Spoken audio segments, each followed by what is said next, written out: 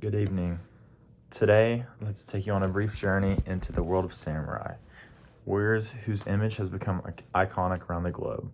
When we picture a samurai, we often imagine a figure dressed in striking armor, layered plates, vivid colors, and an unmistakable silhouette.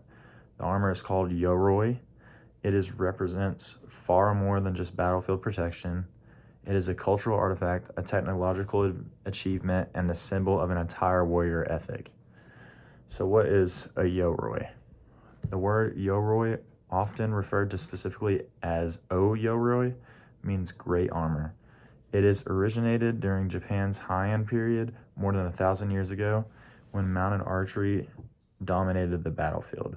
The earliest form of Yoroi was engineered with one purpose, allowing warriors on horseback to shoot, maneuver, and survive. But over the centuries, it evolved into something incredibly sophisticated, a blend of engineering, aesthetics, and a spiritual meaning. Let's start with the construction. Yoroi wasn't made from a single sheet of metal like European plate armor.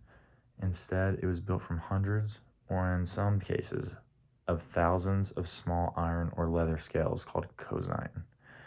These scales were laced together with colorful silk cords to create flexible plates. This technique produced armor that could both protect the wearer and allow fluid movement. The armor was unique in the way that it had family crests, different designs, things of that nature.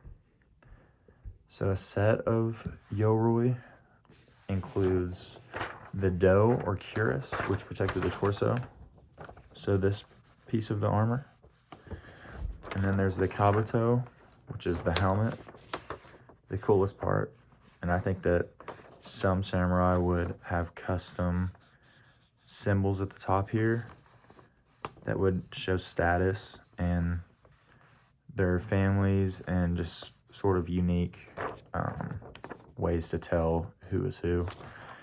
The sode is the large rectangular shoulder guards, which this one, you can't really tell. I don't think it does have the shoulder guards on here that stand out as much as some other sets of armor. But it would give it the iconic like broad silhouette that you see in movies and stuff like that. And then the kuzazuri is the skirt part of the armor, the skirt-like plates, which these right here. So that's pretty much the armor layout. And then each piece was not just functional, but also an expression of personality and status. Like I said, the helmet, you can customize the colors, just things of that nature. And the artistry wasn't just visual. Samurai armorers, highly respected craftsmen, developed complex techniques to harden leather, strengthen iron, and apply multiple layers of lacquer to make the armor water resistant and durable in Japan's humid climate. A single suit could take months to complete, and highly ornate sets might take years. I think that's probably another reason that we have some that are still intact, like the picture I showed you. You could see them, authentic sets of armor. If you look it up and you're trying to buy some, which I would be interested in if I had the money, I've seen sets go for like $15,000 or more. But as warfare evolved, so did the armor. During the Kamakura and the Muromachi era periods, battles became more chaotic in close quarters. It demanded lighter, more flexible armor. The result was Domaru and later Tosei Gusoko, new styles that wrapped more closely around the body and incorporated larger metal plates. By the Sengoku period, the age of near constant civil war, Yoroi had become more pragmatic. Firearms introduced by the Portuguese changed everything. Armorers reinforced do panels, added bullet-resistant plating called Tamashi Gusoku, and simplified designs to outfit large armies more efficiently. Yet, even with these practical adjustments, the armor never lost its aesthetic dimension. The daimyo, the great feudal lords, commissioned magnificent ceremonial sets to reflect their prestige. Many of these suits survive today in museums, astonishingly well preserved thanks to the durable lacquer coatings. To the samurai, armor often carried dramatic crests, horns meant to signal ferocity, like I was saying earlier, rising suns for hopes, or family emblems to stand as declaration of loyalty. Some helmets included interior inscriptions or small Buddhist charms believed to protect the wearer spiritually as well as physically.